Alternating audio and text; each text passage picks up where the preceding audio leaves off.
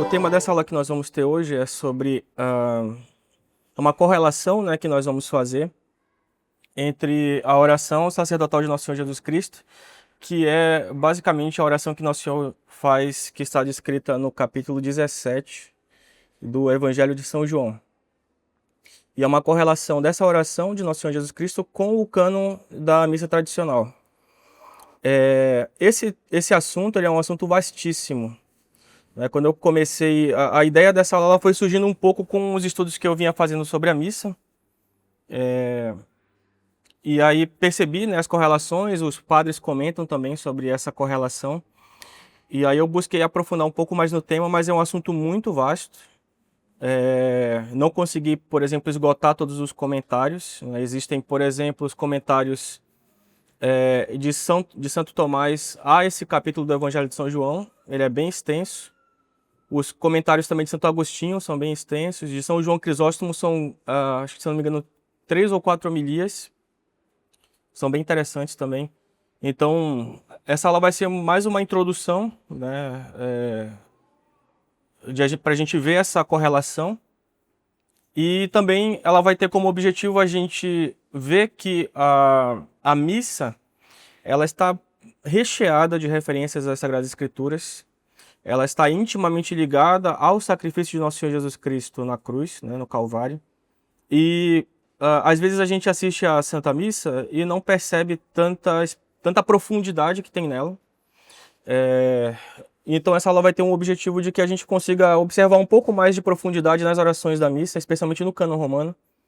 Às vezes a gente tem o costume de assistir à missa ou rezando o rosário ou fazendo alguma meditação. Na aula da semana passada, o Lucas comentou um trecho de São Francisco de Sales, que ele comenta que a melhor forma de assistir a missa é meditando na paixão de Nosso Senhor Jesus Cristo.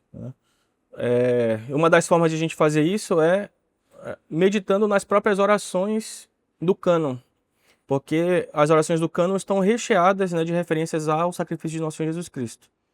Então essa é uma das formas de se aproveitar bastante a missa, né? Acompanhando a missa, acompanhando as orações do padre.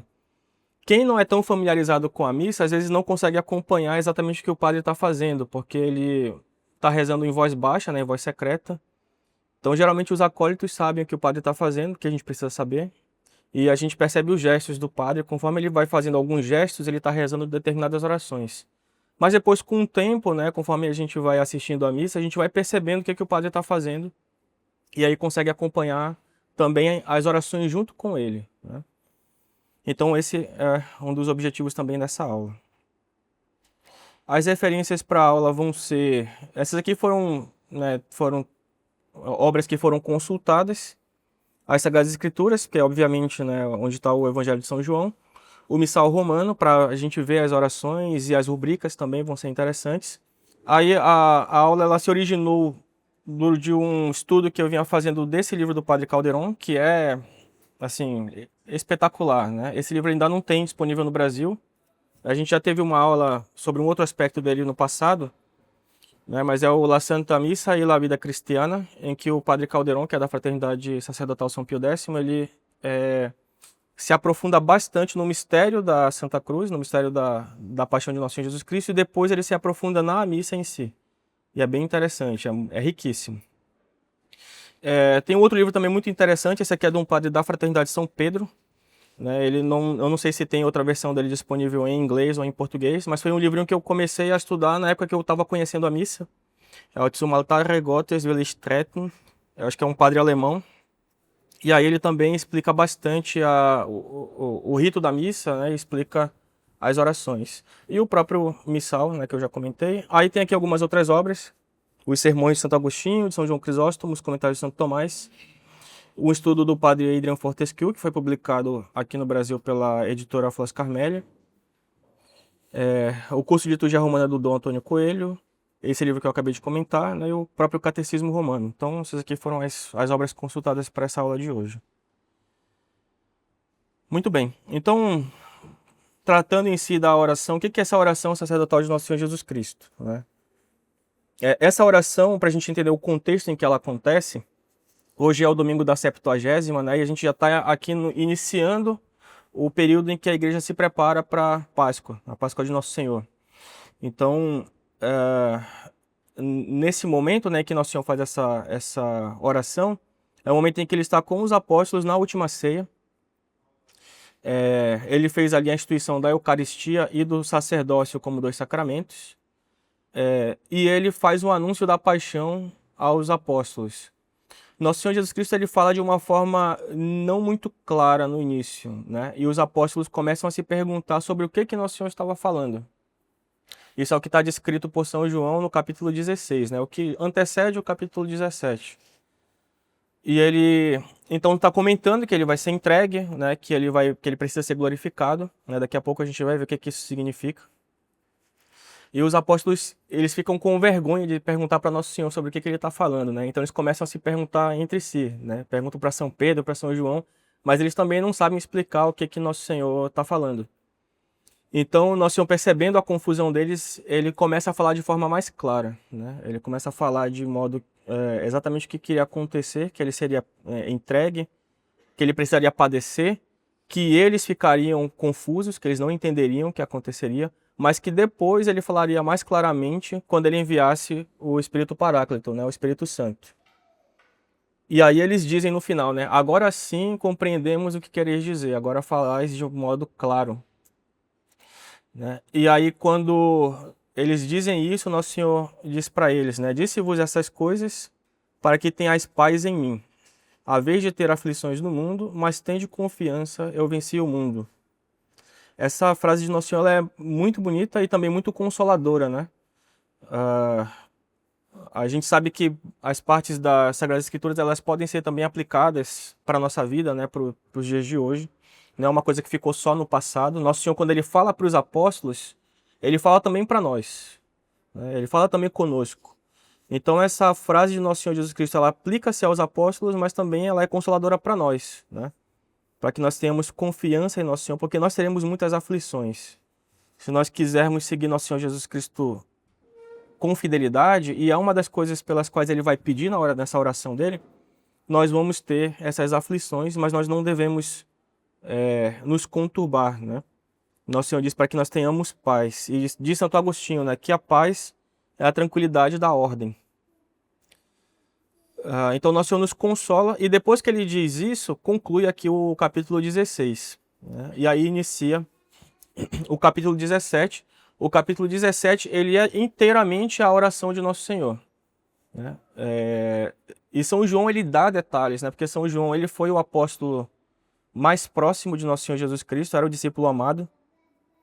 Então a gente vai ter elementos no Evangelho de São João que não estão presentes nos outros evangelhos. E todos esses detalhes, né, ele vai captar e escrever no seu Evangelho. Então ele diz, né, que Nosso Senhor disse essas coisas para os apóstolos, aí conclui o capítulo 16 e ele inicia o 17 já dizendo, né, tendo dito isto, elevou os olhos ao céu e orou dessa forma. E aí Nosso Senhor começa a oração. Né? Daqui a pouco a gente vai ver o texto em total. Então esse aqui é o contexto, né, para a gente entender em que momento que Nosso Senhor está fazendo isso. É um momento em que Nosso Senhor já vai diretamente se entregar, né, para sua paixão. A partir do momento que ele conclui essa oração sacerdotal, ele já vai direto pro Horto das Oliveiras, pro Getsemane, junto com os apóstolos, né? E lá ele faz o que se chama da oração da agonia, que é a oração que ele faz antes de ser preso, né? E ali ele vai ser preso e começa de fato então ali a paixão de Nosso Senhor Jesus Cristo. A gente vai ver que aqui já existem elementos que estão presentes na missa. Né? É interessante, o Padre Caldeirão comenta que quando Nosso Senhor Jesus Cristo instituiu a Eucaristia, ele consagrou verdadeiramente ali, né, o seu corpo e o seu sangue, mas ele faz isso em previsão da consagração que ele faria no Calvário. Né? É no Calvário que Nosso Senhor Jesus Cristo faz essa própria consagração, que ele se entrega inteiramente, né, e ele morre por nós, fazendo o sacrifício redentor da humanidade. Então, quando ele institui a Eucaristia na última ceia, ele faz isso já em previsão do que ele faria imediatamente. A gente não consegue separar a última ceia do Calvário. As duas estão intimamente ligadas. A gente pode parar para pensar, né? Nosso Senhor Jesus Cristo ele podia ter instituído a Eucaristia e feito a última ceia em qualquer momento da vida dele. Mas ele deixou para fazer a última ceia imediatamente antes da sua paixão. Nosso Senhor Jesus Cristo ele faz tudo de forma perfeita. Então, se ele fez dessa forma, é porque era a forma mais perfeita para externalizar a doutrina que ele estava ensinando. Então, a última ceia estando imediatamente antes da paixão mostra que as duas estão intimamente ligadas. A gente não consegue separar a última ceia do Calvário, né? Por isso que não faz sentido dizer que a missa é um banquete, que a missa é uma refeição, que a missa é uma comemoração apenas, né? A missa, ela é o sacrifício de Nosso Senhor Jesus Cristo. E o Padre Caldeirão vai além ainda, né? Ele comenta que quando Nosso Senhor consagrou o pão e o vinho na última ceia, ele fez isso em previsão, né, do seu sacrifício no Calvário, como eu disse, mas ele fez também isso em previsão de todas as missas, em todas as épocas, em todos os lugares da história. É Nosso Senhor que faz a consagração do pão e do vinho na missa, né? O padre ele age ali em persona Christi. Então é Nosso Senhor Jesus Cristo que opera esse milagre. E Nosso Senhor Jesus Cristo fez isso antecipadamente, digamos assim, na última ceia. Certo? Então esse aqui é o contexto. Um outro ponto também que eu ia trazer, né, o argumento para essa aula. Geralmente as aulas que a gente prepara na Congregação Mariana, elas partem de uma premissa, né, de algum estudo, de algo nesse sentido. Então a premissa dessa foi no sentido de que Nosso Senhor Jesus Cristo, ele quer que nós o imitemos, né? Ele diz, sede perfeitos como o vosso Pai do céu é perfeito, e São Paulo diz, sede meus imitadores como eu sou imitador de Cristo. A forma que nós temos de imitar Nosso Senhor Jesus Cristo é imitando tudo que Ele fez nos seus atos e seguindo as suas palavras, né? Quem segue as minhas palavras tem a vida eterna, diz Nosso Senhor Jesus Cristo.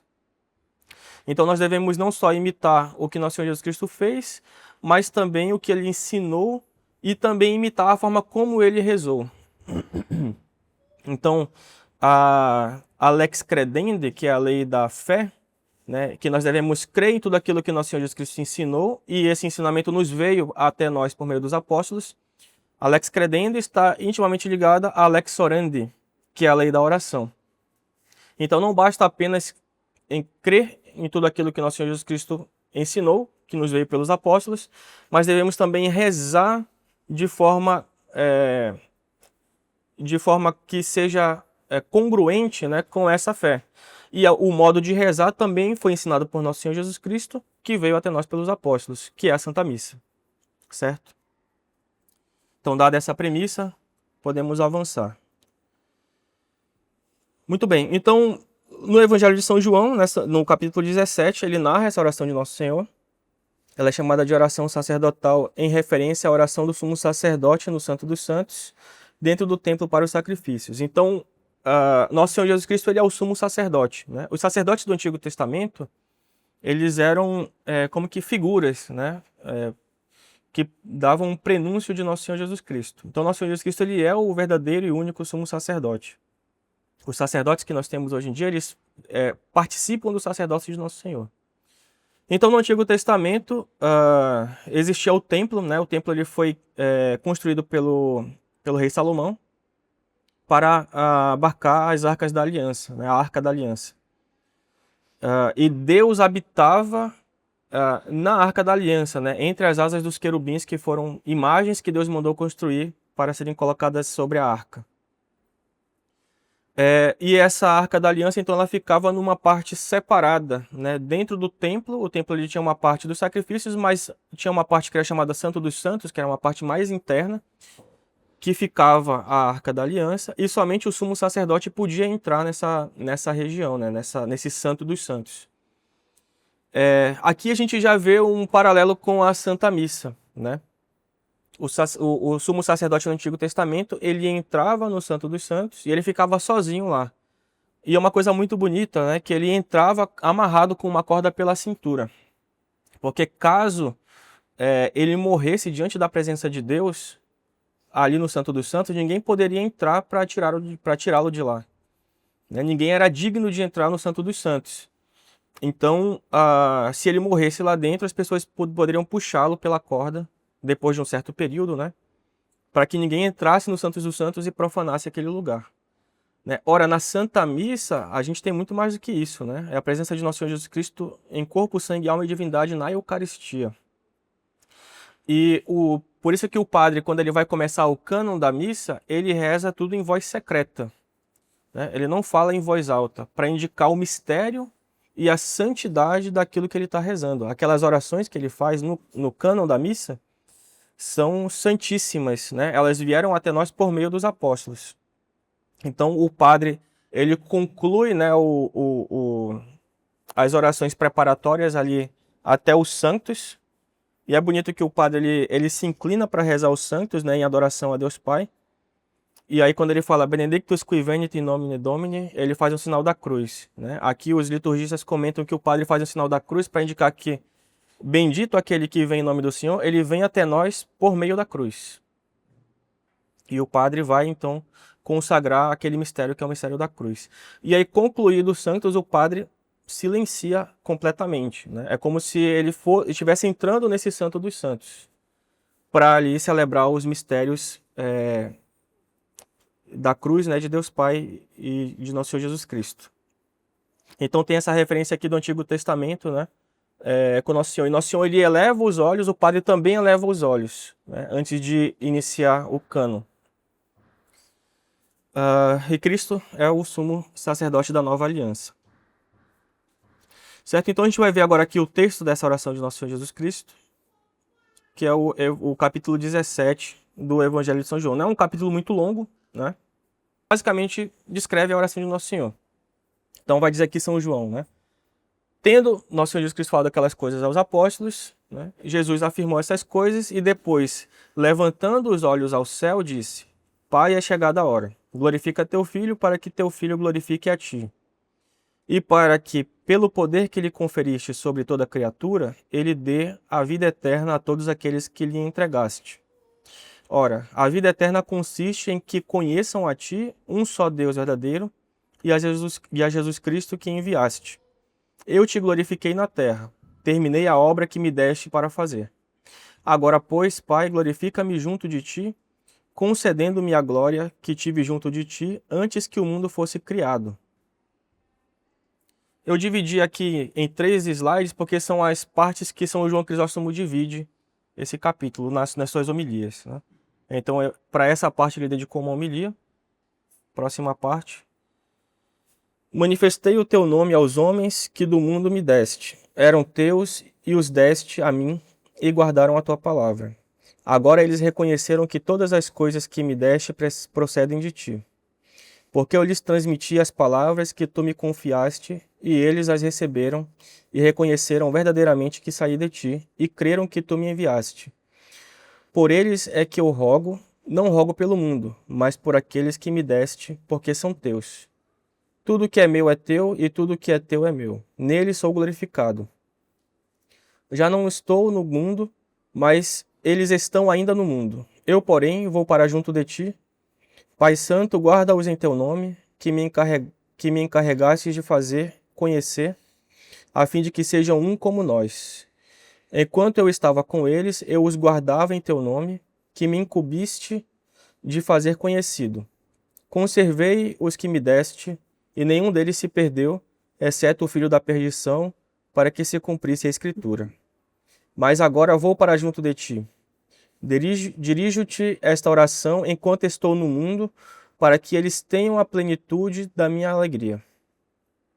Então essa segunda parte aqui a gente vai ver, né? Nosso Senhor está falando dos apóstolos, né? É uma oração como que pelo clero, né? E aí vem a terceira parte. Dê-lhes a tua palavra, mas o mundo os odeia, porque eles não são do mundo, como também eu não sou do mundo. Não peço que os tires do mundo, mas sim que os preserves do mal. Eles não são do mundo, como também eu não sou do mundo. Santifica-os pela verdade, a tua palavra é a verdade. Como tu me enviaste ao mundo, também eu os enviei ao mundo. Santifico-me por eles, para que também eles sejam santificados pela verdade. Não rogo somente por eles, mas também por aqueles que por sua palavra hão de crer em mim, para que todos sejam um, assim como tu, Pai, estás em mim e eu em ti, para que também eles estejam em nós e o mundo creia que tu me enviaste. Dê-lhes a glória que me deste, para que sejam um, como nós somos um. Eu neles e tu em mim, para que sejam perfeitos na unidade e o mundo reconheça que me enviaste e os amaste como amaste a mim. Pai, quero que onde eu estou estejam comigo aqueles que me deste, para que vejam a minha glória que me concedeste, porque me amaste antes da criação do mundo. Pai justo, o mundo não te conheceu, mas eu te conheci, e estes sabem que tu me enviaste. Manifestei-lhes o teu nome, e ainda hei de lhes manifestar, para que o amor com que me amaste esteja neles e eu neles. E aqui conclui, então, o capítulo 17. Uma oração muito profunda, né? Como eu disse, a gente não vai chegar nem perto de esgotar isso aqui, né? Um estudo sobre esse capítulo. Ele valeria aqui uma série de meditações, né? Mas a gente vai ver só os pontos principais relacionados à missa. Nessa terceira parte, especificamente, Nosso Senhor está rezando por nós, né? Pela igreja. Então, na primeira parte, ele reza por ele, pelo sacrifício que ele vai fazer. Na segunda parte, ele reza pelos apóstolos, pelo clero. E na terceira parte, ele reza pela igreja, por todos nós. É interessante aqui, eu vou destacar agora o versículo 19, né? Que Nosso Senhor diz: santifico-me por eles, para que também eles sejam santificados pela verdade. E ele continua, né? Não rogo somente por eles, mas também por aqueles que por sua palavra hão de crer em mim. Então ele não está rezando somente pelos apóstolos, mas por todos aqueles que hão de crer por meio deles, ou seja, todos nós, né? Nós hoje temos a fé católica porque nós a recebemos dos apóstolos e dos discípulos dos apóstolos. E aqui eu faço, pegando esses dois versículos, eu faço já uma ligação com a missa, porque uma das diferenças da missa para o sacrifício de Nosso Senhor Jesus Cristo no Calvário é que na missa é o mesmo sacrifício que acontece no Calvário, como ensina a igreja, porém de forma incruenta, né? Nosso Senhor Jesus Cristo ele não está novamente sofrendo, mas é o mesmo sacrifício que acontece. E uma outra diferença é que na missa nós participamos do sacrifício de Nosso Senhor Jesus Cristo. E nós participamos ativamente, né? Diretamente na missa. Uma das formas que isso fica manifestado ali na missa é no ofertório, né? No ofertório, o padre ele primeiro oferece a hóstia, né? E quando ele reza oferecendo a hóstia no ofertório, ele diz a oração com o verbo no singular, né? Eu vos ofereço, Senhor, esta imaculada hóstia, né? E faz o oferecimento. Depois ele vai até a lateral com os acólitos, ele pega a galeta de vinho e coloca um pouco no cálice. Depois ele abençoa a água que o acólito apresenta e coloca uma gota dessa água no vinho, né, no cálice com o vinho. Esse rito aqui que o padre faz, ele simboliza a nossa participação no sacrifício de Nosso Senhor Jesus Cristo, né? Simboliza a participação da humanidade, né? O vinho ele representa aqui a divindade de Nosso Senhor e a água representa a humanidade. Nosso Senhor ele é Deus e homem, né? Uma só pessoa com duas naturezas, intimamente ligadas pela união hipostática, né? Então vai representar a divindade de Cristo e a gota representa a humanidade de Nosso Senhor Jesus Cristo, mas representa também a nossa participação nesse sacrifício de Nosso Senhor. Então o padre, quando ele coloca essa gota de água no cálice com o vinho, essa gota ela se perde ali dentro do vinho de modo que não é mais possível separar aquela gota daquele vinho, né? Ela fica tão ligada que ela se torna uma só coisa. E o padre então oferece esse cálice com vinho. E quando ele vai fazer a oração de oferecimento do cálice com vinho, ele faz a oração com o verbo no plural. Ele diz: nós vos oferecemos, Senhor, este cálice. Então percebam que é um detalhe tão pequeno que às vezes a gente não percebe na missa, mas que é carregado de significado, né, e de doutrina também. E aí depois a gente pode pensar aqui na missa cantada, né? Na missa cantada, o padre ele faz o oferecimento do cálice, tanto a hóstia quanto o cálice, quando ele vai pôr sobre o altar, né? Porque ele eleva a hóstia com a patena. Ele faz o sinal da cruz com a hóstia e coloca a hóstia sobre o corporal. Depois o vinho da mesma forma, ele levanta o cálice, faz o oferecimento, depois ele faz o sinal da cruz e coloca sobre o corporal. Para indicar que esses dois elementos eles vão ser colocados na cruz, eles vão ser crucificados. E aí, em seguida, o padre faz uma oração invocando o Espírito Santo. E na missa cantada, nesse momento acontece a incensação. Ora, as coisas que são incensadas, elas são incensadas porque elas serão oferecidas como sacrifício. Né? Então, no Antigo Testamento, as vítimas elas eram incensadas e oferecidas a Deus Pai. Na missa, o padre incensa a hóstia e o cálice. Né? Ele começa primeiro incensando os dois com 3 sinais da cruz. Né? Depois ele incensa o crucifixo. Incensa as relíquias do altar, porque a igreja triunfante também participa da missa diretamente. Né? E a igreja triunfante ela também é mencionada no cânon romano, a gente vai ver mais para frente. Né? Os santos no céu eles não estão passivos, né? Eles participam também da missa. Depois o padre incensa o altar. O altar ele é uma representação de Cristo, né? Do próprio Cristo. E depois que o altar é incensado, o cerimoniário incensa o padre. Né? O padre ele está em persona Christi, né? Então faz sentido ele ser incensado. Só que depois que o padre é incensado, os acólitos são incensados e o povo também é incensado. E às vezes a gente nos pergunta por que o povo é incensado, né? Às vezes a gente só levanta e não para pensar nos símbolos que estão aqui, né? A Assembleia, o povo também é incensado porque nós participamos também nesse sacrifício. Nós estamos também sendo oferecidos junto com o nosso Senhor Jesus Cristo na missa. E é por isso que a partir daqui para frente, as orações o padre vai fazer em plural. Ele fala, nós vos oferecemos, nós vos pedimos, porque é a igreja que está pedindo.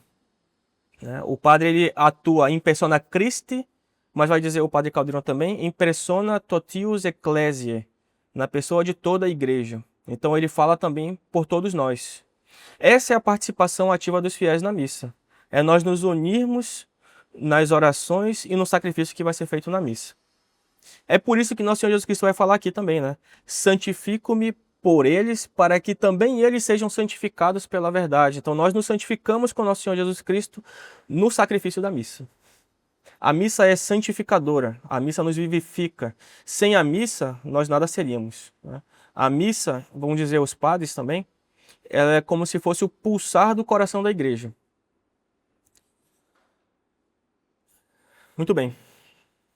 Então, avançando, aqui a gente vai ver algumas verdades básicas, né, que a igreja fala sobre a missa e sobre o cânon, só para a gente ficar no mesmo entendimento básico.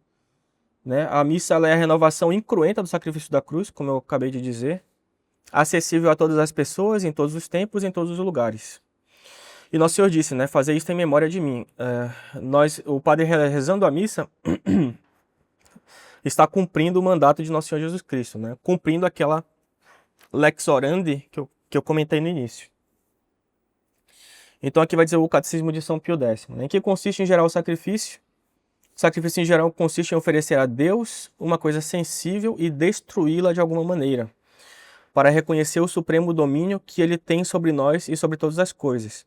Então esse aqui é o conceito de sacrifício ou de holocausto. Né? É pegar algo que é bom e oferecer a Deus, destruindo-o, mostrando que aquilo pertence a Deus. Por isso que o primeiro sacrifício que foi feito na história, que foi o de Abel, né? Abel ele pegou um dos seus cordeiros, o melhor que ele tinha, imaculado, e o consumiu, o destruiu, né? Oferecendo a Deus. Os sacrifícios no Antigo Testamento também vão ser nesse mesmo sentido, né? Abraão faria também, ele fez o mesmo sacrifício, né? Ele intencionalmente fez o sacrifício, apesar de que materialmente ele não o concluiu, né? Digamos assim, ele não o realizou materialmente. Mas intencionalmente ele fez. E também o sacrifício da Páscoa no Antigo Testamento, né? Deus ordenou que as famílias pegassem um cordeiro imaculado, o sacrificasse, né? Separando o seu sangue. Aqui novamente, né? Um símbolo do sacrifício de Nosso Senhor Jesus Cristo na cruz. É um símbolo também que vai estar presente na missa, né? Por que que a consagração ela simboliza a morte de Nosso Senhor Jesus Cristo?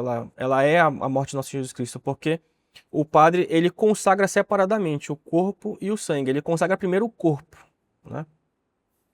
E depois, quando ele consagra o sangue, os dois estão separados. A separação do corpo e do sangue representa a morte. Assim como no Antigo Testamento, os cordeiros tinham o seu sangue separado, né? Depois que esse cordeiro ele era sacrificado, os hebreus consumiam a sua carne, né? O que nós fazemos também comungando do corpo de Nosso Senhor Jesus Cristo. E depois, o que restava daquele cordeiro deveria ser destruído, queimado. Não podia sobrar nada daquele cordeiro, né? Por isso que o padre precisa comungar também na missa. Se o padre não comunga na missa, ela é uma missa que não aconteceu. O sacrifício não foi concluído. Então isso é algo que invalidaria a missa. Por isso que o padre, para celebrar a missa, ele precisa sempre estar em estado de graça. Ele nunca pode não estar em estado de graça. Percebam que a santidade do sacerdócio é algo muito elevado, tá? Continuando aqui o catecismo. Como se chama este sacrifício da nova lei? Este sacrifício da nova lei chama-se a Santa Missa. O que é então a Santa Missa? A Santa Missa é o sacrifício do corpo e do sangue de Jesus Cristo, oferecido sobre os nossos altares, debaixo das espécies de pão e de vinho, em memória do sacrifício da cruz. É o sacrifício da missa o mesmo que o da cruz? O sacrifício da missa é substancialmente o mesmo que o da cruz. Porque o mesmo Jesus Cristo que se ofereceu sobre a cruz é que se oferece pelas mãos dos sacerdotes e seus ministros sobre os nossos altares. Mas quanto ao modo por que é oferecido, o sacrifício da missa difere do sacrifício da cruz, conservando, todavia, a relação mais íntima e essencial com ele.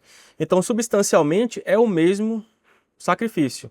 Vai diferir nos acidentes, né? Na forma como ele é celebrado, nos símbolos, nos elementos que vão estar ali, mas todos os ritos e símbolos presentes na missa vão referenciar o sacrifício de Nosso Senhor Jesus Cristo na cruz.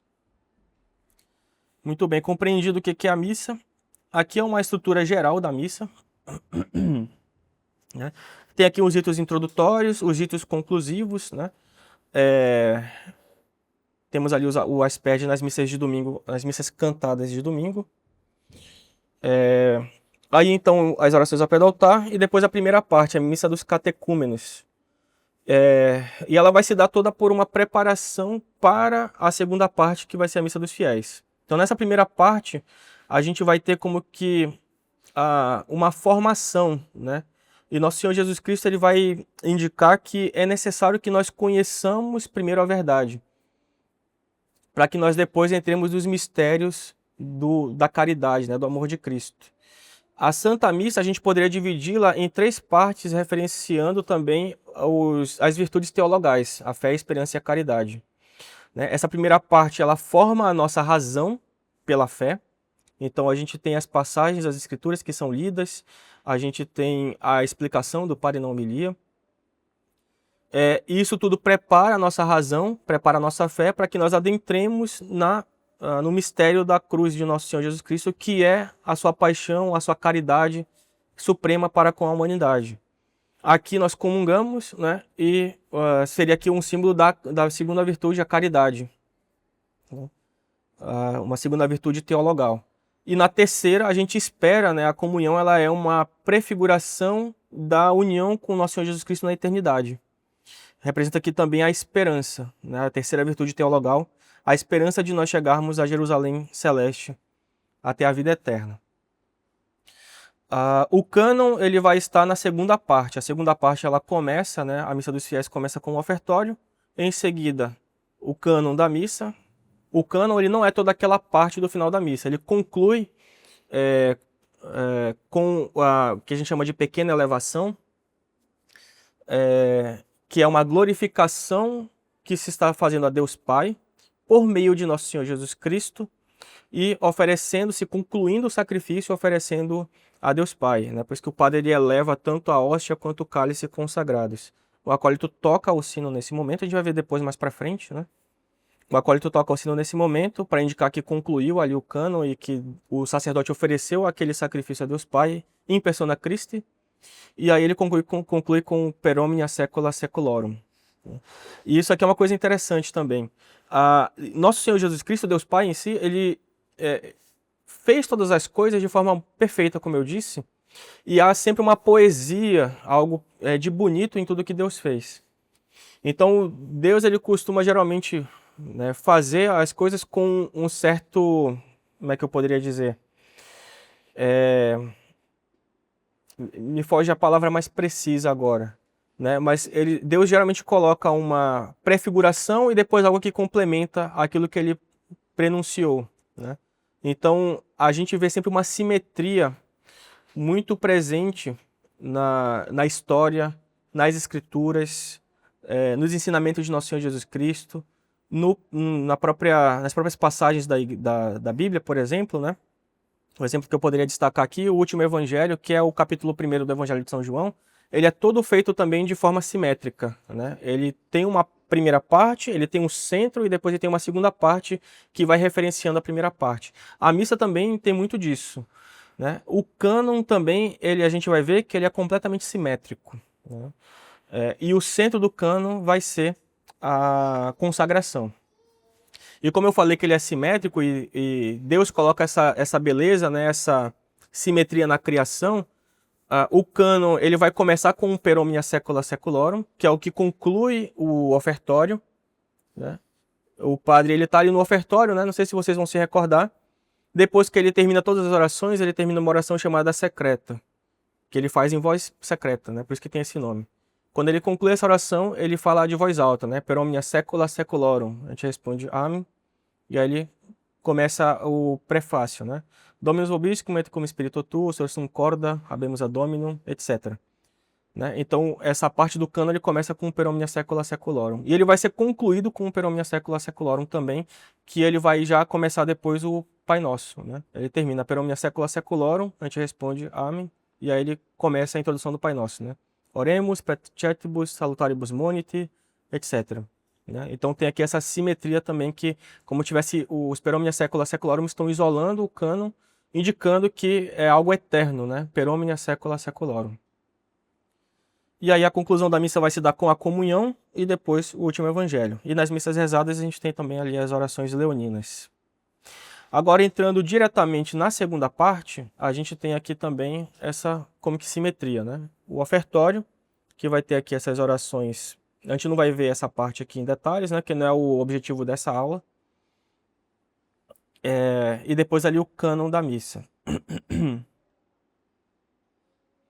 Então o cânon ele pode ali ser dividido nessa simetria, né? Ó, a gente tem um prefácio, os Sanctus, aí depois as orações antes da consagração, a consagração, as orações depois da consagração, o Peripsum, que é essa pequena elevação que eu comentei, e o Paternoster.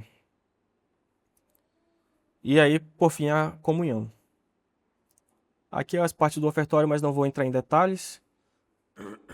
E aí a gente entra no cânon. Pode sim. Eu vou adiantar, e eu vou fazer aqui um compromisso, né? A gente está organizando um curso sobre a missa, né? Desde o início, vendo todas as orações com detalhes. Se Deus nos permitir, aí deve ser anunciado em breve. E aí a gente vai estudar tudo isso aqui com bastante profundidade.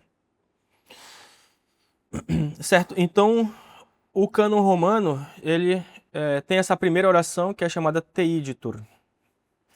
E ela é providencialmente, ela começa com um T, e o T é a letra que mais se assemelha à cruz. Então, quando a gente pega um missal de altar, é indicado, é um mandamento da igreja, que ele seja em 2 páginas e uma das páginas tenha o Nosso Senhor Jesus Cristo crucificado. Então, todo missal de altar que vocês pegarem sempre vai ser dessa forma aqui, né? Numa página Nosso Senhor Jesus Cristo crucificado, aí as imagens vão variar, né? Mas sempre precisa ter Nosso Senhor crucificado. E aí depois começa com o Teiditur, né? A igreja está explicitando diretamente que a missa ela é o sacrifício de Nosso Senhor Jesus Cristo. Ela não é uma ceia, como eu disse, ela não é uma comemoração apenas. Ela não é uma reunião, não é uma assembleia. E a igreja deixa isso explicitamente na primeira página do cânon.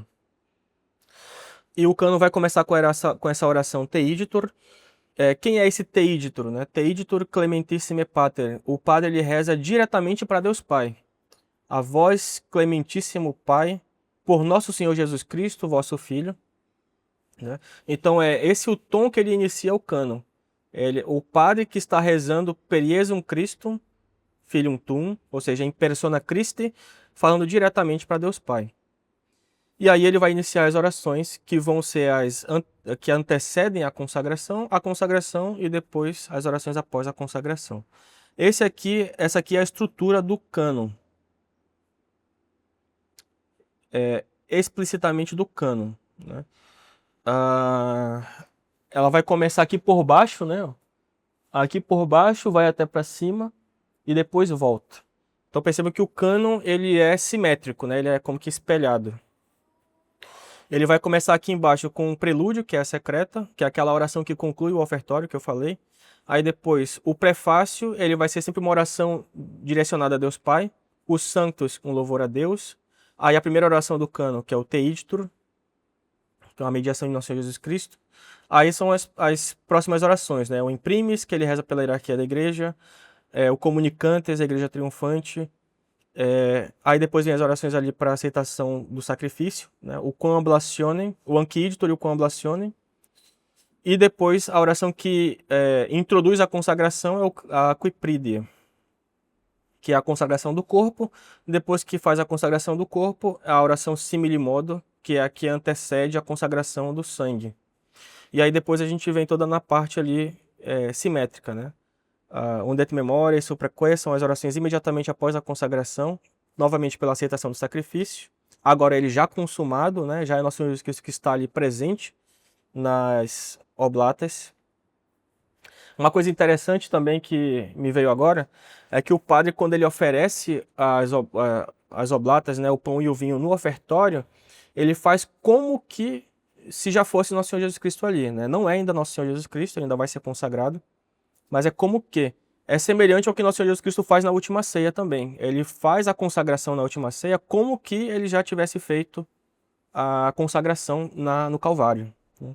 Então percebam, né? A última ceia, o sacrifício de Nosso Senhor, eles estão muito presentes na missa, né? Muito presentes. Aí aqui o que diz o Catecismo Romano sobre o cânon da missa, né? O que é o cânon da missa? Sendo conveniente que as coisas santas se administrem santamente, e sendo este sacrifício entre todos o mais santo, instituiu a Igreja Católica já há muitos séculos o cânon sagrado, tão purificado de todo erro, que nele não há nada que não recenda a suma santidade e piedade, nada que não eleve a Deus as almas dos que o oferecem. Pois ele se compõe das palavras do mesmo Senhor, como das tradições dos apóstolos e das piedosas instituições dos sumos pontífices. Então a igreja está dizendo que o cânon ele é o que tem mais de elevado em oração para Deus. Não, a gente vê aqui que não tem necessidade de fazer outra oração, né? Não precisa fazer outra coisa. O cânon ele já é perfeito.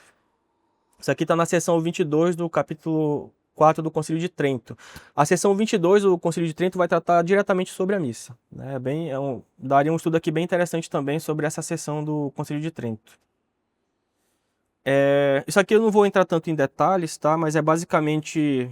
Esse aqui faz parte do estudo do padre Adrian Fortescue. Ele está indicando aqui a antiguidade do cânon romano, né? Não vou entrar aqui nesse detalhe, mas está dizendo aqui, né, a gente vê pelas orações do cânon que elas estão muito ligadas aos apóstolos. Tem orações que elas são ipsis literis, escritos de São Pedro e São Paulo, né? A gente falando aqui diretamente do rito tradicional da missa romana, né? Não estou falando dos outros ritos nem nada. Mas a missa tridentina, quando a gente pega algumas orações, elas são assim, ipsis literis, a mesma palavra, na mesma ordem das epístolas de São Pedro e São Paulo. Então a gente tem aqui muito claramente que essas orações vieram de São Pedro e São Paulo, né? A essência das orações do cânon vem de São Pedro e São Paulo. Aí tem alguns elementos que foram adicionados para explicitar ainda mais essas orações, né? Então, esses elementos que foram incrementados não mudaram a essência da missa, pelo contrário, realçaram a sua essência. Alguns pontos aqui que foram adicionados, a gente sabe que os últimos elementos foram colocados ali, por volta ali do século V, VI, né? Quem fechou o cânon foi São Gregório Magno, né? Que foi um papa do século V, VI ali, mais ou menos. E depois dele não teve mais praticamente nada que entrou no cânon. O cânon ele ficou intacto por mais de praticamente 1500 anos, né? Na história da igreja. E a gente sabe que teve esses elementos que foram aqui adicionados até São Gregório, porque os últimos santos que são citados no cânon romano são ali por volta do século IV, V, mais ou menos, né? Um pouco antes de São Gregório Magno. A gente vai ver alguns desses santos que são citados. Isso aqui vai provar também a antiguidade do cânon romano, né? Que ele está profundamente ligado às orações, àquilo que os apóstolos ensinaram. Por isso que vai concluir o padre aqui, né? Ainda mais elas são apostólicas. Né? Ele vai dizer aqui, né? Por exemplo, portanto as orações com oblationem, qui pride, com pateretur, undet memoriae, supraque, supplici, são as orações ali antes e depois da consagração, né? Com bastante certeza remontam até o século III. Ainda mais são apostólicas. Tem um outro ponto aqui, né? Que é a disciplina arcana, que era uma disciplina na igreja primitiva que as coisas sagradas elas não eram difundidas, justamente por conta da perseguição do Império Romano.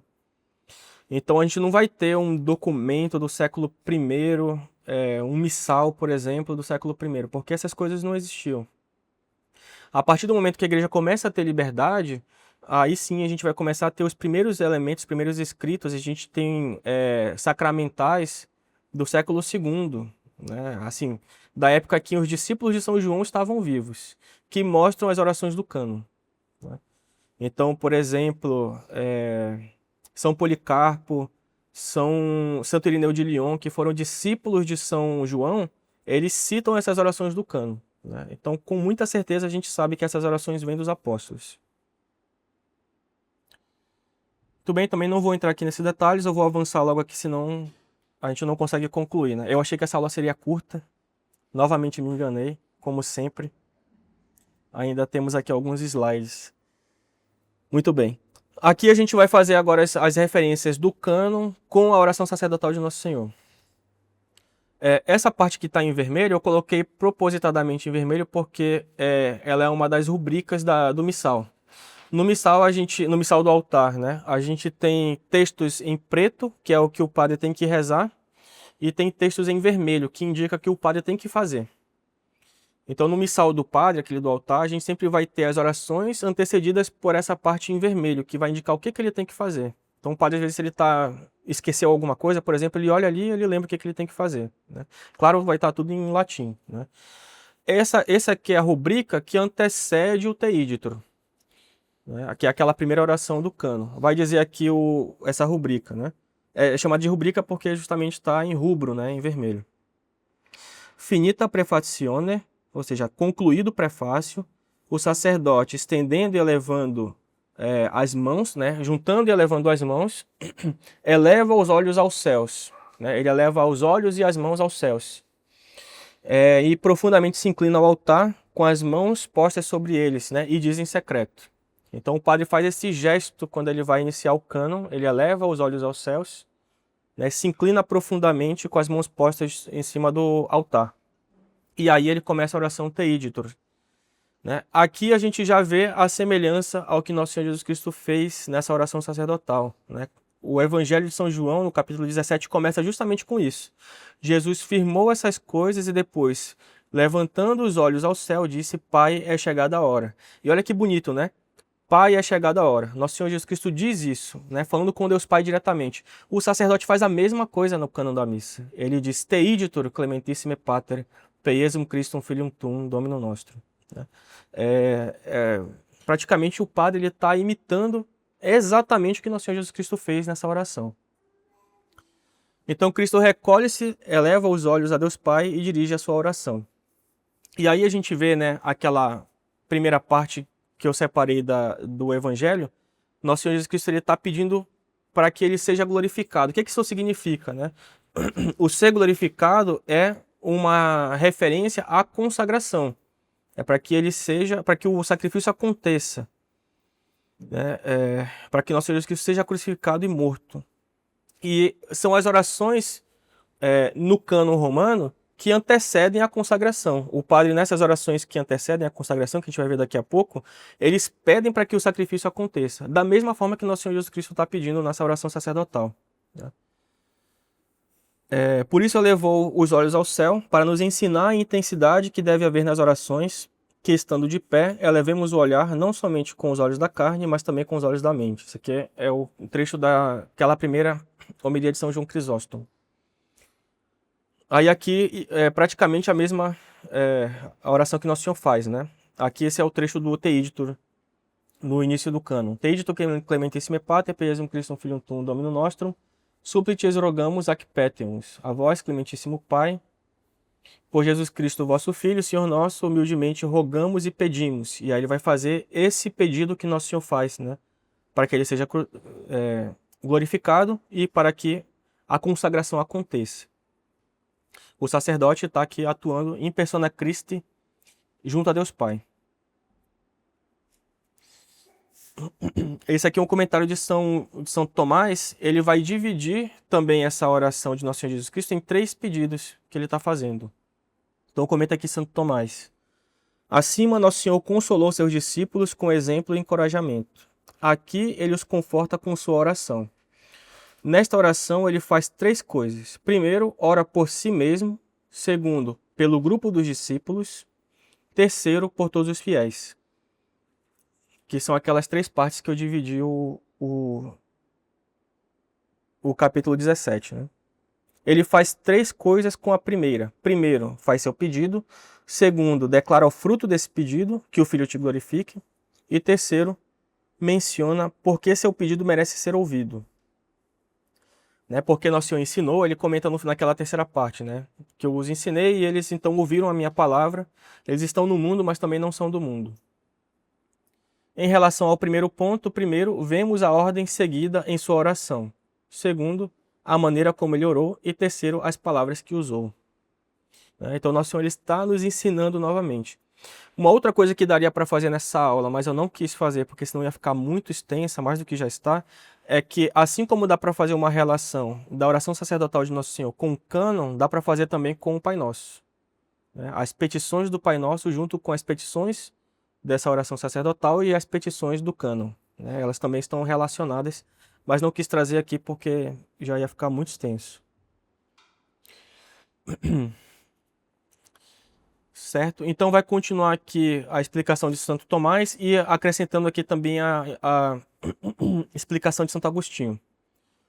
Cristo reza não porque necessita, mas para exercer o seu papel sacerdotal como mediador. Então a gente sabe que Nosso Senhor Jesus Cristo, quando ele faz algo que não é necessário, ele faz aquilo para santificar aquela coisa e para nos dar o seu exemplo. Então ele está nos ensinando a como rezar. E nós imitamos Nosso Senhor Jesus Cristo quando nós participamos ativamente da missa. Nós estamos imitando a sua oração, rezando como ele nos ensinou, quando nós acompanhamos a missa pelas orações do Padre, né? Quando nós nos unimos à intenção do Padre. Nós estamos imitando, fazendo o que Nosso Senhor Jesus Cristo nos mandou. E Nosso Senhor Jesus Cristo está exercendo aqui o seu papel sacerdotal, de ligar, né, a humanidade com Deus Pai. Porque nós sabemos que a humanidade estava separada da divindade pelo pecado original. Então Nosso Senhor está fazendo a reconciliação. Percebam que essa oração sacerdotal é como que a introdução aqui para fazer com que nós novamente nos unamos a Deus. E ele vai concluir essa oração com o seu sacrifício na cruz.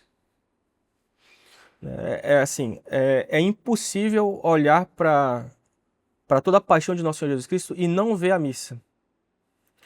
E é impossível olhar para a missa e não ver as escrituras, né? Às vezes a gente vê os protestantes fazendo falsas acusações de que os católicos não leem a Bíblia, que os católicos não conhecem, né? Mas se a gente não medita, né, a gente precisa ver toda essa riqueza, né? Há uma riqueza profundíssima, né? E eu estou deixando muita coisa de fora aqui nessa apresentação, né? Existem muitos outros elementos que a gente pode meditar aqui. Mas é falso, né, aceitar essa premissa de que a igreja separa as escrituras da missa. A missa, ela é a própria concretização das escrituras diante dos nossos olhos. Né? Ela é, antes disso, né? A missa ela é uma concretização da profecia do profeta Malaquias no Antigo Testamento, que disse que Deus estabeleceria um culto que seria agradável a Deus em todos os tempos, em todos os lugares. Que culto é esse senão a missa? Eu nem coloquei essa passagem aqui. Mas a missa, ela concretiza essa profecia do profeta Malaquias no Antigo Testamento. Muito bem, vai dizer aqui Santo Agostinho: poderia o Senhor, na forma de servo, se isso fosse necessário, orar em silêncio, mas quis assim se mostrar ao Pai como suplicante para que se lembrasse de que Ele é nosso Mestre. Então Nosso Senhor ele reza essa oração diante dos apóstolos em voz clara, para que lhes ensinasse e ficasse claro, né, o que ele estava pedindo, e ficaria claro depois para os apóstolos o que ele tinha falado antes.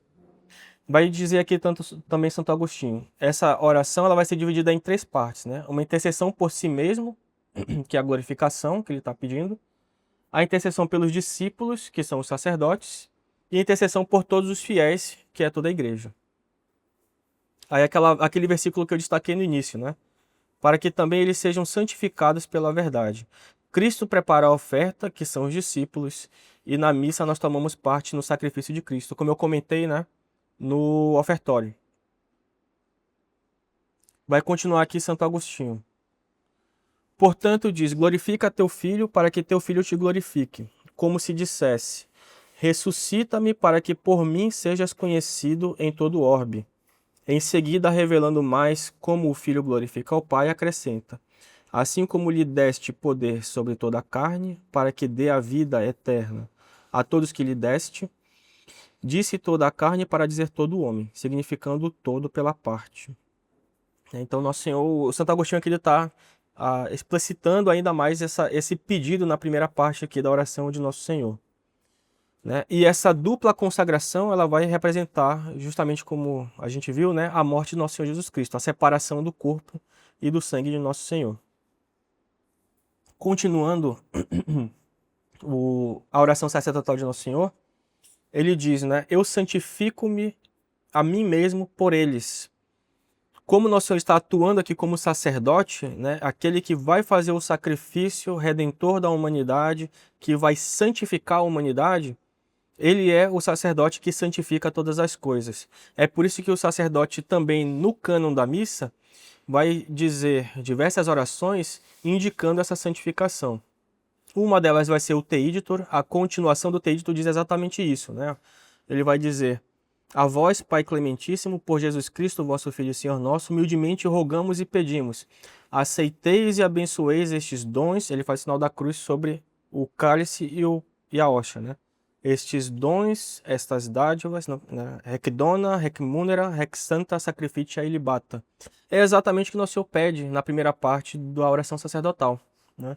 Para que o Filho seja glorificado, né? Para que o sacrifício aconteça, para que a consagração, aqui no caso do sacerdote, ela aconteça na missa.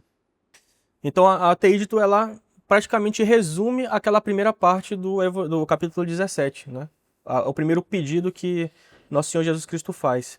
A continuação do Teídito seria a segunda parte do pedido de Nosso Senhor no capítulo 17, né? Em que ele reza pelos apóstolos. E aí ele vai rezar por toda a igreja, né? Pelo Papa, pelos bispos. Nesse momento, o sacerdote ele cita o nome do Papa, cita o nome do bispo, né? E reza por toda a igreja e por todos aqueles que estão ligados à igreja com a mesma fé católica e ortodoxa. Diz aqui o Catecismo Romano, né, sobre o cânon e a missa. Pois o nome de Deus é glorificado quando confessamos que Ele é o autor de todos os bens que recebemos. E quando reconhecemos que a santidade dos seus santos é obra da sua graça e reflexo da sua própria glória. Então, aqui a gente já vai avançando, né, para aquela outra segunda parte da oração sacerdotal de Nosso Senhor Jesus Cristo, e para a terceira também, que Nosso Senhor Jesus Cristo está rezando por toda a igreja, né, pelos apóstolos e por toda a igreja. E Nosso Senhor diz, né, para que eu os santifique junto comigo. Né? Então, a igreja triunfante, né, nós temos os santos no céu, mas temos também os santos nessa terra, né, que vivem ainda sobre a terra. E então, nosso Senhor Jesus Cristo reza por todos eles. Os santos, eles explicitam a glória de Deus. Né? Quando a gente vê a vida de um santo, a gente vê uma nota específica da glória de Deus sobre essa terra. E é por isso que a igreja vai ser citada no cânon romano e também os santos na glória vão ser citados. E a gente tem uma oração específica para isso. Logo depois do Teiditor, a oração seguinte é o Memento dos Vivos, em que o padre reza por todos os fiéis que assistem à missa, que estão ali assistindo à missa, e por todos os fiéis que fazem parte da igreja. Então, em todas as missas, o padre reza pelos que estão presentes e por todos os fiéis no mundo inteiro. O padre Caldeirão comenta uma coisa bonita. Existem 3 formas de nós participarmos da missa. Né? A mais perfeita delas é participando presencialmente da missa e comungando da Eucaristia. Né? Eu acabei não colocando isso aqui nos slides, né? Mas esse é bonito de pensar na missa. A primeira forma de participar da missa é assistindo-a presencialmente e comungando, é a mais perfeita. E fazendo uma boa ação de graças depois da comunhão. A segunda forma de participar da missa é assistindo apenas presencialmente, né? Estando ali na igreja assistindo a missa, nós recebemos diversas graças porque o padre reza diversas vezes por todos aqueles que estão ali na igreja. E a terceira forma de participar da missa é participando em espírito de oração. Mesmo que a gente não esteja na missa, mas se a gente vai numa igreja rezar, se a gente está em casa rezando, a gente une a nossa intenção às missas que estão acontecendo naquele momento, nós estamos também participando dessa missa. Porque os padres que estão rezando a missa rezam também por todos nós que fazemos parte da igreja. Certo? Então, o padre no cânon romano reza no Memento dos Vivos pelos vivos, aí depois ele reza a oração chamada Comunicantes, em que ele vai citar a igreja triunfante. Essa igreja triunfante ela vai ser também prefigurada aqui, né, no Apocalipse. Né? No Apocalipse comenta-se sobre esses santos. Né? São João vai dizer: imediatamente fui arrebatado em espírito, no céu havia um trono, e nesse trono estava sentado um ser. E quem estava sentado assemelhava-se pelo aspecto a uma pedra de jaspe e de sardônica. Um halo semelhante à esmeralda nimbava o trono. Ao redor havia 24 tronos, e neles sentados 24 anciãos, vestidos de vestes brancas e com coroas de ouro na cabeça. Do trono saíam relâmpagos, vozes e trovões. Diante do trono ardiam 7 chamas de fogo, que são os 7 Espíritos de Deus. É o capítulo 4 do Apocalipse. E na missa a gente tem uma representação exatamente disso, na oração Comunicantes.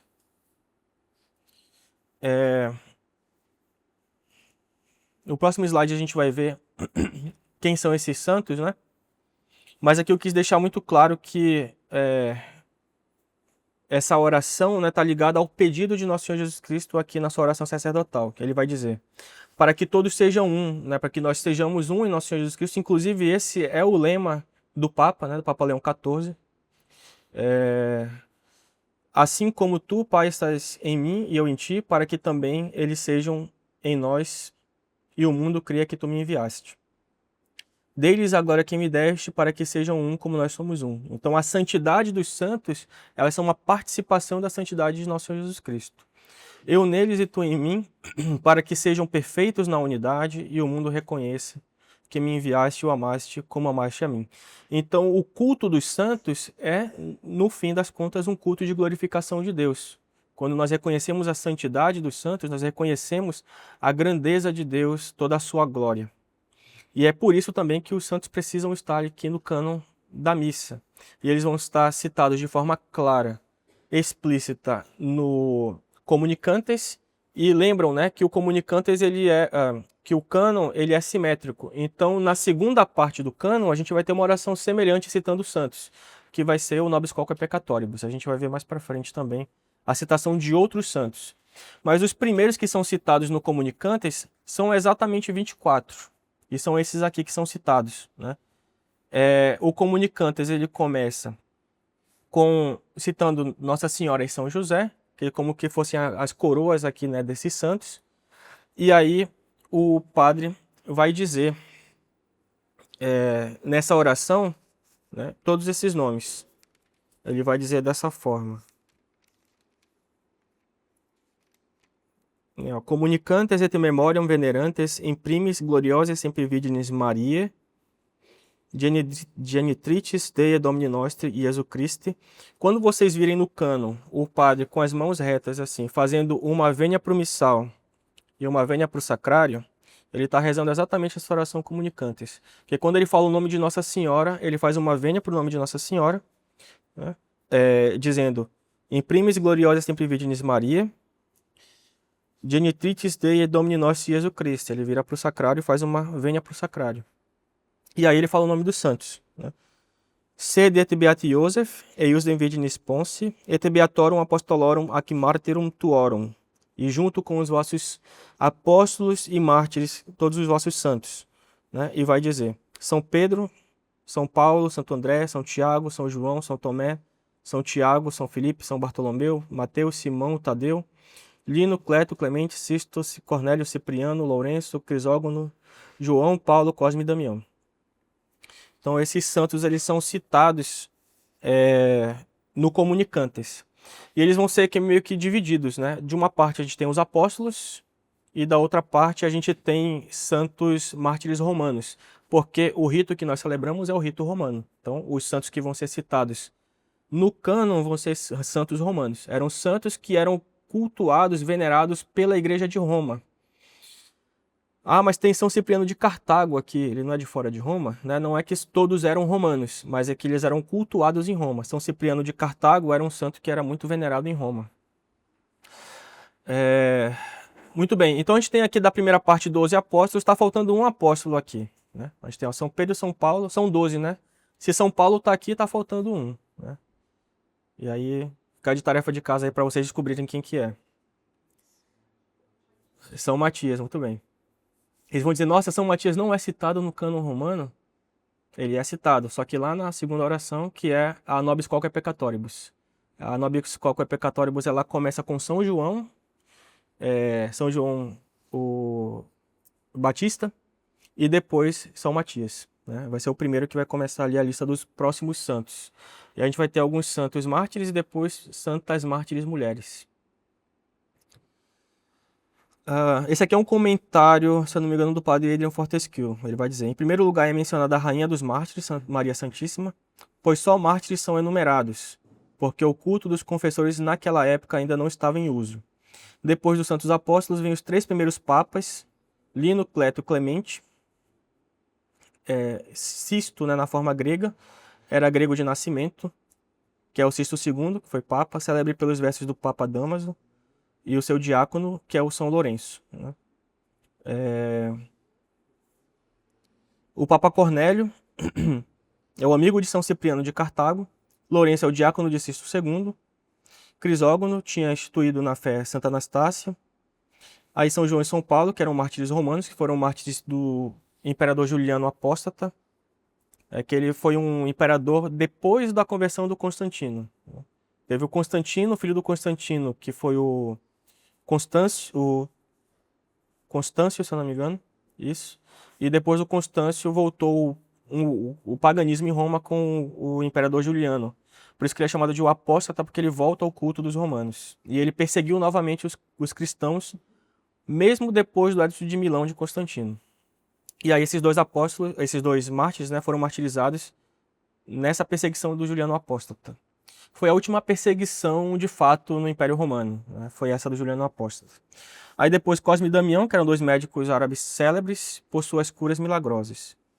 E todos eles tinham igreja em Roma. Então se a gente for visitar Roma, todos eles vão ter uma igreja para ser visitado. Muito bem, então essa aqui é a parte, né, em referência à oração sacerdotal de Nosso Senhor, que ele reza pela igreja, né, naquela terceira parte. Muito bem, essa parte que eu vou avançar, né, não vou entrar tanto em detalhes, né, mas aqui são as orações que continuam no cânon, né? Então a gente vai ter as orações consagratórias, né? A consagração em si ela vai mostrar que vai representar a morte do Nosso Senhor Jesus Cristo, o fruto pelo qual Nosso Senhor está rezando na oração sacerdotal, né, para que ele seja glorificado. Então a missa ela concretiza o fruto da oração de Nosso Senhor Jesus Cristo, no capítulo 17 de São João, né? Para que ele seja glorificado. Ele foi glorificado no Calvário, depois, sendo ressuscitado. A ressurreição de Nosso Senhor Jesus Cristo ela também é representada na missa, né? Quando o padre tira uma pequena partícula da hóstia magna, ele faz o sinal da cruz, per ipsum, cum ipso et in ipso, Estibi Deo Pater Omnipotente, Unitate Spiritus Sancti. Ele faz 5 sinais da cruz, representando as 5 chagas de Nosso Senhor Jesus Cristo, né? Aí ele pega essa partícula. Aliás, eu estou falando outra parte, né? Nessa parte ele fala per ipsum cum ipso et in ipso, Estibi Deo Pater Omnipotente, Unitate Spiritus Sancti. Aí ele coloca essa pequena partícula. O que acontece quando a gente tem novamente a união do corpo e do sangue? Representando aqui a ressurreição de Nosso Senhor Jesus Cristo, né? Muito bem. Vou avançar aqui, já caminhando para a conclusão, né, da oração de Nosso Senhor Jesus Cristo e do cânon. Essas aqui são as orações do cânon. Eu não vou comentá-las tanto em detalhes, né, para não prolongar tanto aqui. Mas a gente vai ter aqui a oração Quam Oblationem, que ela antecede aqui a consagração, né? E vai dizer o padre: nós vos pedimos a Deus que esta oferta seja por vós em tudo abençoada. Novamente o pedido de Nosso Senhor Jesus Cristo, né? Aprovada e ratificada, digna e aceitável aos vossos olhos, a fim de que se torne para nós o corpo. Ele faz sinal da cruz sobre o corpo, e o sangue depois sobre o cálice, de Jesus Cristo, o vosso diletíssimo Filho e Senhor nosso. E aí ele vai começar então a consagração, né? Então aqui, novamente, né, essa oração do padre antecedendo a consagração está muito intimamente ligada à oração sacerdotal de Nosso Senhor, no capítulo 17 de São João. O Anquiditur é uma oração também que antecede aqui a consagração. Também tem um símbolo no Antigo Testamento, né? Os sacerdotes no Antigo Testamento, quando iam fazer o sacrifício, eles faziam esse gesto que o padre faz na missa, nessa oração, né? Como que passando os nossos pecados para aquela vítima que vai ser sacrificada. É o que o sacerdote faz na missa. Aí eu comentei aqui já os 5 sinais da cruz, né? Que representam as 5 chagas de Nosso Senhor Jesus Cristo. Já na segunda parte, né, após a consagração, a gente tem aqui a conclusão dessa simetria, né? A gente tem novamente aqui os 5 sinais da cruz, né, que eu comentei um pouquinho antes. O padre vai rezar, né? Perquem ec omnia Domine sempre bona creas. Ele vai fazer o sinal da cruz, né? Santificas, vivificas, benedictis et prestas nobis, né? Indicando aqui novamente a santidade, né, agora já consumada, o fruto consumado da oração de Nosso Senhor Jesus Cristo. Essa aqui é a oração que vai anteceder a pequena elevação que o padre faz, concluindo o cânon, né? E aí ele conclui com o Per omnia saecula saeculorum. E aí a gente vai ter uma outra oração que vai preparar para a comunhão. Eu comentei, né? É possível também fazer uma relação da oração sacerdotal de Nosso Senhor com o cânon e com o Pai Nosso. O Pai Nosso, ele é concluído por um embolismo. Esse embolismo, ele simboliza uma continuação. É como se fosse uma continuação das petições do Pai Nosso. E elas também vão indicar os pedidos que Nosso Senhor está fazendo na sua oração sacerdotal, né? Nosso Senhor diz, né, para que nós sejamos livres de todo o mal, para que nós não caiamos, para que nós sejamos santificados. E isso tudo também está na oração do embolismo que conclui o Pai Nosso, né? Quando o padre conclui o Pater Noster, ele diz essa oração: Libera nos quesumus Domine, ab omnibus malis, praeteritis presentibus et futuris. Que quer dizer aqui, né? Livrai-nos de todos os males, ó Pai, passados, presentes e futuros, e pela intercessão da bem-aventurada e gloriosa sempre Virgem Maria. Ele faz novamente a vênia. Dos vossos apóstolos bem-aventurados, Pedro e Paulo, André e a todos os santos, dai-nos propício a paz, que novamente é o que Nosso Senhor pediu na oração sacerdotal, né? Essa oração do embolismo, ela resume a oração sacerdotal de Nosso Senhor. Dai-nos a paz em nossos dias, para que, por vossa misericórdia, sejamos sempre livres do pecado e preservados de toda perturbação. Novamente o que Nosso Senhor pede na oração sacerdotal. Por Nosso Senhor Jesus Cristo, vosso Filho, que sendo Deus convosco vive e reina na unidade do Espírito Santo, por todos os séculos dos séculos. Amém. Novamente o per omnia secula seculorum. Né? E aí a gente tem aqui, então, o ápice, né, da participação no sacrifício de nosso Senhor Jesus Cristo pela comunhão. Né? Nós nos tornamos, ou devemos nos tornar aquilo que nós comungamos. Pedimos isso também na comunhão. O Padre, ele continua essas petições de nosso Senhor Jesus Cristo até nas orações de comunhão. E mais, depois das orações de comunhão, também nas orações de ablução.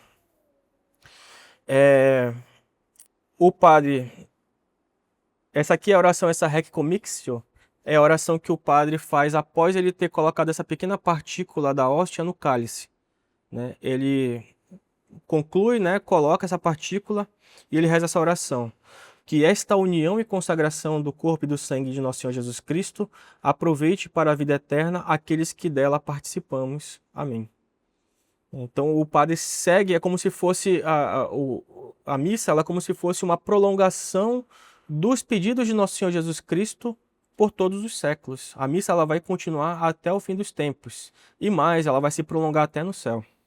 Né? Porque nosso Senhor Jesus Cristo ele não prometeu um sacrifício finito, mas ele prometeu um sacrifício perfeito e eterno.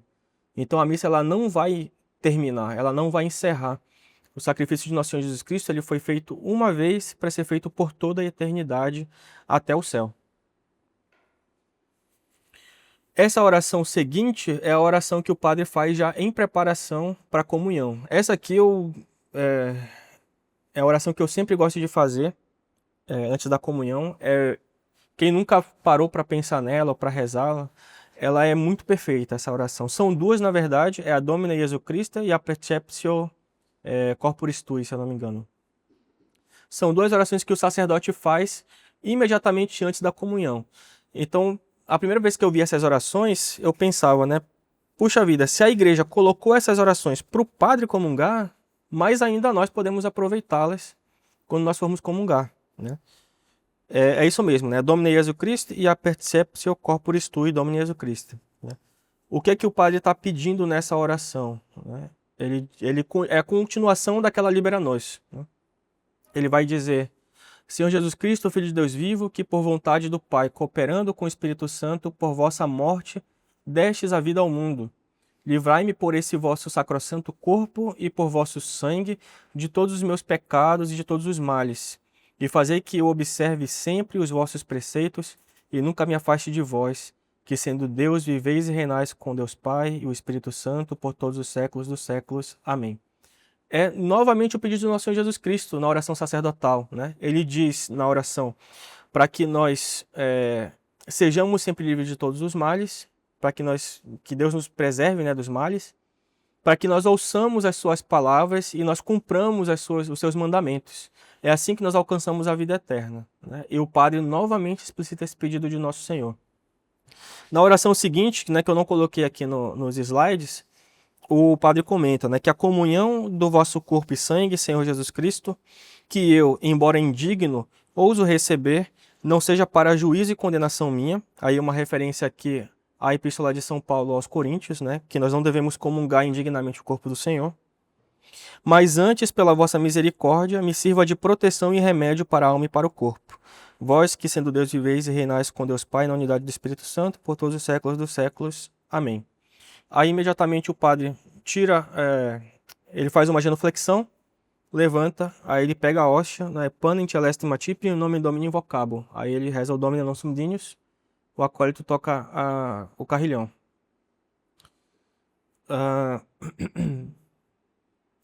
Então, a comunhão, ela vai concluir aqui como que, de forma perfeita, né, os pedidos de nosso Senhor Jesus Cristo na sua oração sacerdotal. E depois, né, o padre comunga, ele reza ainda algumas orações, essas orações também são muito bonitas. Né? Entre a comunhão do corpo e do sangue, ele vai dizer, né, que haverei de retribuir ao Senhor por tudo quanto ele me concedeu. Tomarei o cálice da salvação e invocarei o nome do Senhor. Em louvores invocarei o Senhor e livre serei dos meus inimigos. E aí então ele pega o cálice, faz o sinal da cruz, Corpus Domini Nostri Jesu Christi, custódia, Sanguis Domini Nostri Jesu Christi, custódia anima mei vitam aeternam. Amém. E aí ele comunga do sangue do Senhor os acólitos puxam o confíteo e então o padre se prepara para a comunhão dos fiéis. Depois da comunhão dos fiéis, o padre reza essa oração que eu coloquei aqui, que novamente explicita os pedidos de Nosso Senhor Jesus Cristo na oração sacerdotal. Ele vai dizer: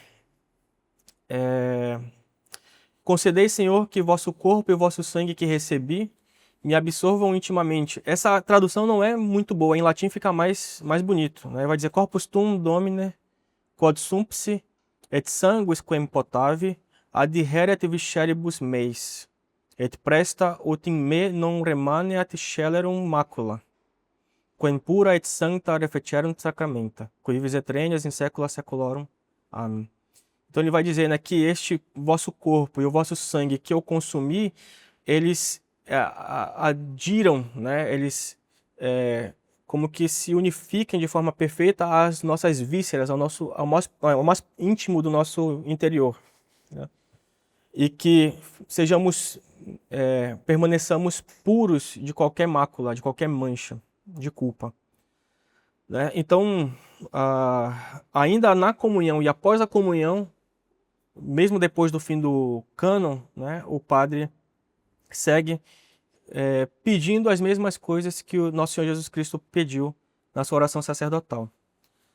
Muito bem, então essa aula ela foi para a gente ver, né, um aspecto apenas. Vejam que eu nem mostrei tantos outros comentários de Santo Tomás, de Santo Agostinho, São João Crisóstomo, porque é uma riqueza muito profunda, mas é para a gente ver que há tanta riqueza e tanta unidade na oração do sacerdote da missa com os pedidos de Nosso Senhor Jesus Cristo na sua oração sacerdotal. Alguém tem alguma dúvida ou quer fazer algum comentário?